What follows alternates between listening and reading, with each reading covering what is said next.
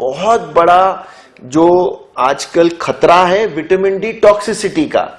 जिसको देखो इंजेक्शन लगवा रहा है विटामिन डी का, जिसको देखो वीकली खाया जा रहा है। विटामिन डी टॉक्सिसिटी होती है, हाइपरकैल्सीमिया होता है, कैल्शियम ज्यादा होता है मात्रा में खून में और उनकी किडनीज खराब हो जाती हैं। Fall from a standing height, मतलब खड़े खड़े फॉल हुए तो फ्रैक्चर रिस्ट हो गया, कूल्हे की हड्डी टूट गई।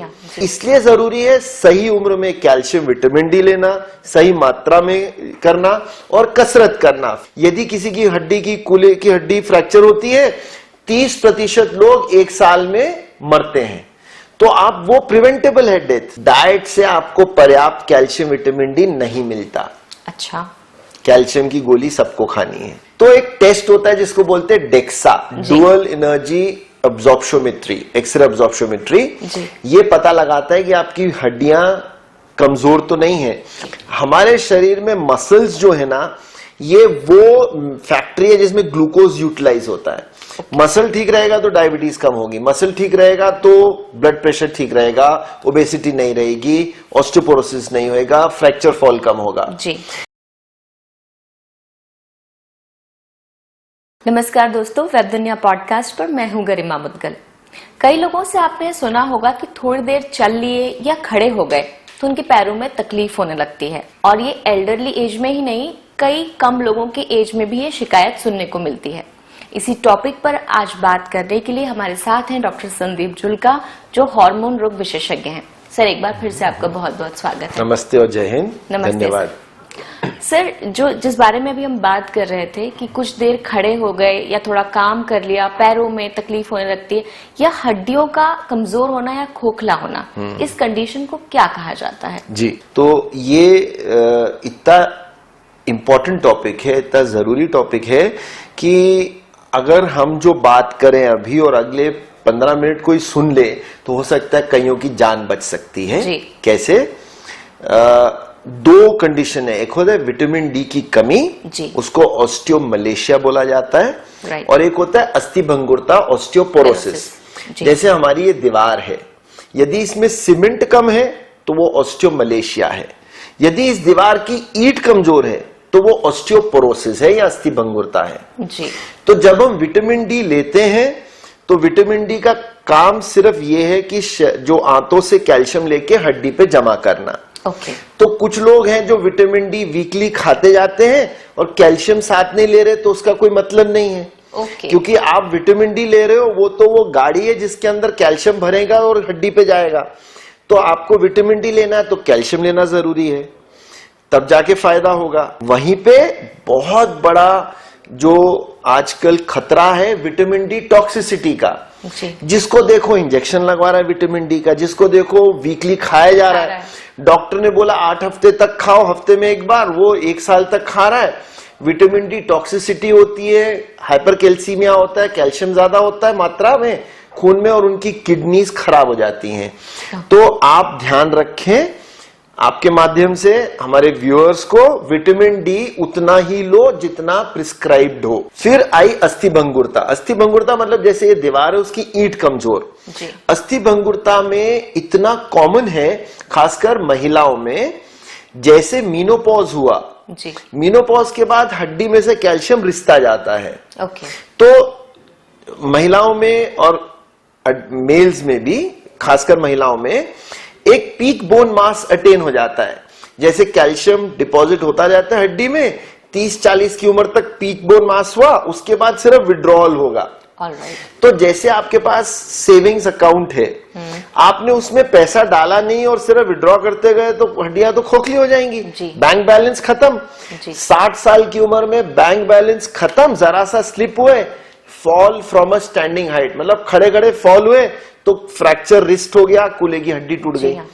तो यदि कम उम्र में हमने बैंक में बैलेंस डाला होता, एक एक्सरसाइज की SIP, सिस्टमेटिक इन्वेस्टमेंट प्लान शुरू करी होती, कैल्शियम विटामिन डी ठीक से लिया होता तो हड्डी सुदृढ़ होती, तो फ्रैक्चर कम होता। तो इसलिए जरूरी है सही उम्र में कैल्शियम विटामिन डी लेना, सही मात्रा में करना और कसरत करना। फिर वही बात आई, वेट बेरिंग एक्सरसाइजेस से अस्थिभंगुरता प्रिवेंट होती है। इसलिए आपको हर उम्र में पैदल चलना है, ठीक है? तो अस्थिभंगुरता नहीं होगी, फ्रैक्चर नहीं होगा।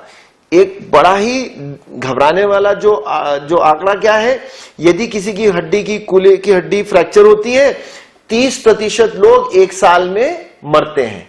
तो आप वो प्रिवेंटेबल है डेथ जी। कैसे प्रिवेंटेबल है? कम उम्र में कैल्शियम विटामिन डी लेना, कसरत करते रहना, थोड़ी सी वेट बेरिंग एक्सरसाइजेस, फिर सार्कोपीनिया बोलते हैं जिसमें मांसपेशियां कमजोर हो जाती हैं। तो ऑब्वियसली फॉल ज्यादा होगा अगर आपकी मांसपेशियां, तो जैसे वृद्ध लोग हैं अपने सोफे पे बैठे हैं तो उस पे लेग एक्सटेंशन कर लें, 2-3 बार खड़े होके बैठ जाएं, जैसे 1 लीटर की बोतल है उससे थोड़ी सी एक्सरसाइज कर ले। यदि उनकी मांसपेशियां ठीक रहेंगी तो फॉल्स कम होंगे। फिर उनके घर का अरेंजमेंट ऐसे कर ले, बाथरूम में बैठे हैं तो खड़े होने के लिए हैंडल सही हो, स्लिपरी नहीं हो, बीच में आपने कालीन ऐसा नहीं बिछाया कि रात को वो उसमें लुढ़क गए। तो ये सब चीजें, चश्मा सही पहना हो, तो ये सब चीजें करने से फ्रैक्चर रिस्क कम होता है। सर जैसे अभी आपने कहा कि एक एज के बाद हड्डियों से विड्रॉल शुरू हो जाता है, तो ये तो एक बात समझ में आई कि बाद की एज में ये होगा। अर्ली एज में क्या प्रिकॉशंस लिए जाएं या किस तरह की डाइट ली जाए कि बाद की एज के लिए वो जो SIP है वो कलेक्टिव अमाउंट हमको दे सके? जी, तो जैसे हमने SIP की बात करी, कसरत की SIP, अपने जैसे हिंदू धर्म में बोलते हैं ना, आप खूब पुण्य एकत्र करो ताकि आपको ऊपर जाके जवाब देना है। हाँ। तो वैसे आप खूब सेहतमंद रहो, तो अच्छी एक्सरसाइज, विटामिन डी और कैल्शियम डाइट में। जी। डाइट से आपको पर्याप्त कैल्शियम विटामिन डी नहीं मिलता। अच्छा। कैल्शियम की गोली सबको खानी है। ओके। ठीक है। हम 1 गिलास दूध पिएंगे, हम सोच लेंगे हमारा कैल्शियम विटामिन डी आ गया, नहीं आएगा। तो आपको कैल्शियम की गोली लेनी है, खासकर महिलाओं को। तो आपने कम उम्र में कसरत भी करी, कैल्शियम की गोली भी ली, पर्याप्त विटामिन डी रखा, विटामिन डी टेस्ट करवाया और देखा कि आपका विटामिन डी 30 नैनोग्राम पर ml के आसपास है, जो सही मात्रा है, तो आप सही है, सेफ है। वहीं पे जो मेरे पास पेशेंट आते हैं उनका विटामिन डी होता है 4, तो उनका तो रिस्क ज्यादा है, तो हमने कैल्शियम विटामिन डी दिया। फिर ये लेते लेते फिर मीनोपॉज आया, जब जो रजोनवृत महिलाएं हैं, जब मीनोपॉज आया तो फिर तो जो लीचिंग आउट है, बैंक बैलेंस से विड्रॉल दुगना हो जाता है। उस समय कैल्शियम खाना ज्यादा जरूरी, थोड़ा बहुत धूप में बैठना जरूरी। तो हमारे प्रॉब्लम क्या है, तो हम लोग फेयर स्किन से बहुत हमको ऑब्सेशन है जी। हाँ। कि धूप में निकलोगे तो सनस्क्रीन लगाओगे, सनस्क्रीन लगाओगे तो विटामिन डी तो बनना नहीं। राइट। फिर हम लोग फुल ड्रेस पहन के रहते हैं। हाँ। तो विटामिन डी कहने का मतलब है आपको कहीं से मिलेगा नहीं, आपको कैल्शियम विटामिन डी की गोली लेनी है। शर्त यह है आप प्रिस्क्रिप्शन पे लो और जरूरत से ज्यादा ना लो, मन से ना लें। जी। मेरी बॉडी में क्या सिम्टम्स मुझे फील होने लगते हैं कि मुझे ये सिग्नल मिल जाए कि ये हड्डियों की कमजोरी है? जी। सो विटामिन डी की कमजोरी में बहुत सिम्टम्स है, ये एक स्पेक्ट्रम है। कुछ मिनिमल सिम्टम्स से लेके इतने ज्यादा कि आदमी या महिला उठ के चल नहीं पाता। ओके। कई बार ऐसा हुआ है, मेरे पास बच्चियां आई हैं जो चल नहीं पा रही, लंगड़ा के चल रही हैं, सिर्फ 3 हफ्ते का विटामिन डी कैल्शियम से बिल्कुल लाइफ नॉर्मल हो जाती है। तो वो एकदम मिरेकल है, चमत्कार हो जाता है। तो आपकी बॉडी में बोन्स पेन होना, शरीर में दर्द होना, मांसपेशियों की कमजोरी होना, ये सब लक्षण है विटामिन डी डेफिशिएंसी के। अस्थि भंगुरता का कोई लक्षण नहीं है, ऑस्टियोपोरोसिस, उसका एक ही लक्षण है फ्रैक्चर एंड फॉल। ऑलराइट, है ना? फॉल एंड फ्रैक्चर होएगा तो अस्थि भंगुरता है। विटामिन डी के ये लक्षण है। ओके। कि आपको बॉडी पेन होगा, बोन पेन होगा, वीकनेस रहेगी, खड़े नहीं रह सकते, कमर दर्द होना। जी। सर क्या टेस्ट रेकमेंडेड है और किस एज में करवाना चाहिए जिससे विटामिन डी डेफिशिएंसी या हड्डियों की कमजोरी का पता लग सके? जी, तो गरिमा जी आपने बहुत अच्छे से होमवर्क करा इस टॉपिक पे, उसके लिए आप बहुत ही आपको कांग्रेचुलेशंस। तो एक टेस्ट होता है जिसको बोलते हैं डेक्सा, डुअल एनर्जी अब्जॉर्प्शोमेट्री, एक्सरे अब्जॉर्प्शोमेट्री। ये पता लगाता है कि आपकी हड्डियां कमजोर तो नहीं है। उसमें स्कोरिंग आती है T और Z स्कोर, और वो माइनस में आया मतलब हड्डी आपकी वीक है। तो किसको करवाना चाहिए? वैसे तो हर महिला को मेनोपॉज के बाद करवाना चाहिए, है ना। और अगर उसमें कम मिला तो हमारे पास आजकल इतनी अच्छी दवाइयां हैं ऑस्टियोपोरोसिस की, जिसमें से एक को बोलते हैं टेरिपेरेटाइड। ये इंजेक्शन है, डेली लगता है और 1.5 साल तक लगता है, और ये बोन्स फॉर्म करता है, फ्रैक्चर हीलिंग में हेल्प करता है। तो आज से 15 साल पहले हमारे पास कुछ नहीं था, हम एक गोली खिलाते थे जिसको हम बोलते थे बिसफॉस्फोनेट्स करके। जी। आजकल 2 इंजेक्शन है, डिनोसुमैब 6 महीने में एक बार लगता है, और एक इंजेक्शन है टेरिपेरेटाइड, और बहुत अच्छा काम करते हैं ये लोग। मतलब कुल मिला के में से रिवर्स कर सकते हैं, हड्डी वापस मजबूत कर सकते हैं। बट सबसे अच्छा है prevention is better than cure. Prevention रहेगा, exercise, vitamin D, calcium intake. Sir, आपकी बातों से कुल मिलाकर ये समझ में आ रहा है कि महिलाओं में समस्या ज्यादा होती है, ऐसा क्यों? क्योंकि महिलाओं में जो ईस्ट्रोजन है वो हार्मोन जो है वो हड्डी को बनाए रखता है। ईस्ट्रोजन मेनोपॉज के बाद खत्म। जी हाँ। तो खत्म, तो फिर उसके बाद फिर आप सिर्फ निर्भर आपके जो पिछला बैंक बैलेंस था उसमें से विड्रॉल होता है, और कुछ कैल्शियम विटामिन डी से है। मर्दों में टेस्टोस्टेरॉन रहता है।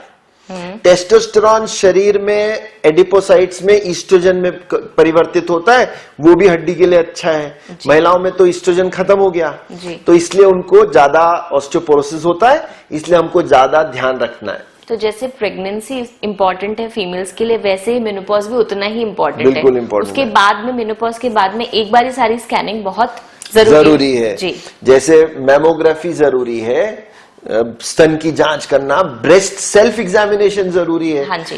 हर महिला को जरूरी है जी। वैसे ही ऑस्टियोपोरोसिस के लिए डेक्सा जरूरी है जी। अमूमन देखने में आता है महिलाएं अपनी सेहत का कम ध्यान रखती हैं जी। और एक्सरसाइज न के बराबर महिलाएं करती हैं जी। इसमें भी एक बहुत जरूरी चीज है वेट ट्रेनिंग जी। उसका क्या रोल है हड्डियों की मजबूती में? बहुत अच्छा सवाल। वेट ट्रेनिंग सार्कोपीनिया यानी मांसपेशियों की कमजोरी रोकता है जी। हमारे शरीर में मसल्स जो है ना, ये वो फैक्ट्री है जिसमें ग्लूकोज यूटिलाइज होता है। मसल ठीक रहेगा तो डायबिटीज कम होगी, मसल ठीक रहेगा तो ब्लड प्रेशर ठीक रहेगा, ओबेसिटी नहीं रहेगी, ऑस्टियोपोरोसिस नहीं होगा, फ्रैक्चर फॉल कम होगा जी। इसलिए वेट ट्रेनिंग महिलाओं में भी जरूरी है। अब वेट ट्रेनिंग के लिए जिम जाना जरूरी नहीं है। आप घर पे भी वो सब कर सकती हैं जी। और आजकल तो ऑनलाइन कोर्सेज इतने हैं कि आप ऑनलाइन यूट्यूब पे बोलोगे कि बॉडी वेट से क्या कर सकते हैं। आप स्क्वाट्स लगा सकते हैं, पुशअप्स, हाफ पुशअप्स लगा सकते हैं, प्लैंक्स कर सकते हैं, कुछ छोटी बहुत चीजों से घर पे आधी बाल्टी भरी है उससे वेट ट्रेनिंग कर सकते हो, सब कुछ कर सकते हो जी। तो घर पे सब कुछ किया जा सकता है, बट चाह हो कि मेरे को करना है। ऑस्टियोपोरोसिस के लिए कौन सा विटामिन जो है वो रिस्पॉन्सिबल होता है? एक्चुअली ऑस्टियोपोरोसिस में विटामिन कोई ऐसा खास रिस्पॉन्सिबल नहीं है जी। उसमें एक पार्ट प्ले करता है विटामिन डी और कैल्शियम। ओके। बाकी जो हड्डी का आर्किटेक्चर है वो हार्मोनल है, ईस्ट्रोजन रिस्पॉन्सिबल है, फिर आपका एक पीटीएच करके हार्मोन होता है वो भी कुछ हद तक रिस्पॉन्सिबल है। तो इसलिए आपका कैल्शियम विटामिन डी ठीक हो, एक्सरसाइज हो जी, तो आपकी बोन्स सुदृढ़ रहेंगी जी। नहीं तो बोन्स वीक रहेंगी। क्या हमारी बोन, हमारी स्किन, हेयर और हमारे दांत, इन सब के लिए कॉमनली कैल्शियम रिस्पॉन्सिबल होता है? कैल्शियम शरीर के पूरे सुचारू रूप से चलाने के लिए जरूरी है। हाइपोकैल्सीमिया में बहुत प्रॉब्लम, लो कैल्शियम में झटके आ सकते हैं, आपको ऐठन बाउंठे जिसको बोलते वो आ जाएंगी जी। तो सबके लिए कैल्शियम जरूरी है, और कैल्शियम को डिपॉजिट करने के लिए विटामिन डी जरूरी है। तो बट उसका जो बैलेंस है वो भी इंपॉर्टेंट है। राइट। ज्यादा हुआ तो तकलीफ, कम रहा तो तकलीफ। तो ये भी बता दीजिए कि रेगुलरली कैल्शियम इंटेक के लिए या शरीर को कैल्शियम मिलता रहे उसके लिए क्या फूड लेना चाहिए और साथ में विटामिन डी की भी पूर्ति हो? जी, फूड स्टफ जो है जिसमें आप वेजिटेरियन नॉन वेजिटेरियन हो गए, नॉन वेज सोर्सेज ज्यादा है। राइट। जैसे फिश कैप्सूल, आप पुराने जमाने में 7 सीज नाम से आता था, फिश ऑयल है, उसमें विटामिन डी बहुत है जी। दूध में कम है। आप 1 गिलास दूध पी रहे हो तो मान लो दिन भर का 25% ही उसमें से मिला। जी। फिर वेजिटेरियन सोर्सेज में sitaphal is a very good source, drumstick, जी हाँ, सुरजने की फली, मोरिंगा, राइट, मोरिंगा, वो सब बहुत रिच सोर्स है।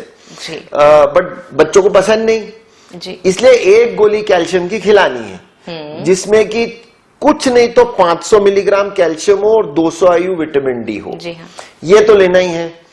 धूप में खेलोगे तो अच्छा है, जाएगा। हाँ। फिर सनस्क्रीन लगा लोगे तो फिर कुछ नहीं मिल रहा आपको, हाँ, जी, ब्लॉक जी, हो जाएगा। जी सर, अभी तक तो हम वेजिटेरियन और नॉन वेजिटेरियन की बात कर रहे थे। एक नया कॉन्सेप्ट आया है जो कि वीगन डाइट है।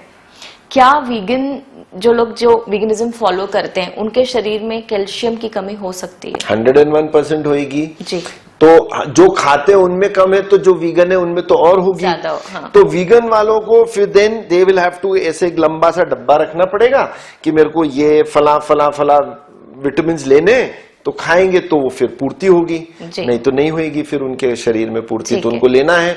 B12 भी उतना ही जरूरी है। B12 जब कम होता है तो B12 हमारे शरीर के जो नसें उसका माइलिनेशन, जैसे इलेक्ट्रिक तारे हैं उसका जो बाहर का जो रबड़ है या प्लास्टिक है, वो नसों का विटामिन B12 करता है। तो B12 जब डेफिशिएंसी होती है तो चलना मुश्किल होता है। आप पेशेंट को चलवाओगे तो एक तरफ गिरेगा। तो वो भी पर्याप्त होना चाहिए। वेजिटेरियन डाइट में बहुत कम है जी। तो आपको अपना विटामिन B12 एटलीस्ट 400-500 के आसपास रखना है। सिर्फ फूड की बात तो हमने कर ली, एक और बहुत जरूरी एलिमेंट तत्व है धूप, और इससे लोग बहुत बचते हैं आजकल। ये कितनी जरूरी है हड्डियों के लिए? जी, तो धूप बहुत जरूरी है। तो धूप एक natural source of vitamin D है जी। तो हमारी त्वचा में धूप पड़ेगी अल्ट्रावायलेट, तो वो त्वचा में विटामिन डी बनता है, और वो विटामिन डी की टॉक्सिसिटी नहीं हो सकती। इधर आपने विटामिन डी इंजेक्शन लगा लिया, गोली खा ली, तो टॉक्सिसिटी जरूरत से ज्यादा मात्रा रहेगी तो किडनी बैठ जाएगी। ओके। इसमें टॉक्सिसिटी नहीं होगी, सिर्फ टैनिंग होगी। सिर्फ टैनिंग होगी। प्रॉब्लम है कि हम लोग धूप में निकलते नहीं, हाँ जी, है ना। और मुझको अमिताभ बच्चन का वो गाना याद आता है कि धूप में निकला ना करो रूप की रानी, गोरा रंग काला न पड़ जाए। तो ये मैं एक्चुअली सुनाता हूँ जब मैं लेक्चर लेता हूँ विटामिन डी पे जी। पहले तो भारतीय स्किन काली है जी, वी आर ब्राउन, तो हमारी स्किन में वैसे भी कम विटामिन डी बनता है। वेस्टर्नर्स वो लाइट स्किन्ड होते हैं। फिर ऊपर से हम ढक लेते हैं, ऊपर से SPF लगा लिया आपने, 50 का पहन लिया सनस्क्रीन, तो विटामिन डी। दूसरा विटामिन तब बनेगा जब जो एक एंगल होता है सन का, जब उतने एंगल पे सन की रेस पड़ेंगी तो विटामिन डी बनता है। और यदि टैनिंग शुरू हो, राइट रिदिमा हो, तो अच्छा पर्याप्त बन गया। उसके लिए आपको उतने समय बाहर रहना पड़ेगा जी, आर्म्स एक्सपोज करना पड़ेगा, तो विटामिन डी मिलेगा। किस समय की धूप सबसे अच्छी होती है? दोपहर की। और सन क्लाउड रहेंगे तो नहीं होगी। ओके। तो जैसे सुबह सुबह कहा जाता है कि सुबह की धूप ली जाए, जरूरी नहीं है, आप दिन की कड़क धूप भी ले सकते हैं जी। ओके। तो आपने अमिताभ बच्चन का नाम लिया और गाना बताया धूप में निकला ना करो, वैसे ही एक नज्म है कि धूप में निकलो, घटाओं में नहा कर देखो, जिंदगी क्या है किताबों को हटा कर देखो। वाह क्या बात है। तो इस हैप्पी नोट पर हम इस पॉडकास्ट को विराम देते हैं। फिर से शुक्रिया कहती हूँ हमारी सवालों के लिए, इतने जवाब देने के लिए बहुत शुक्रिया। धन्यवाद और जय हिंद।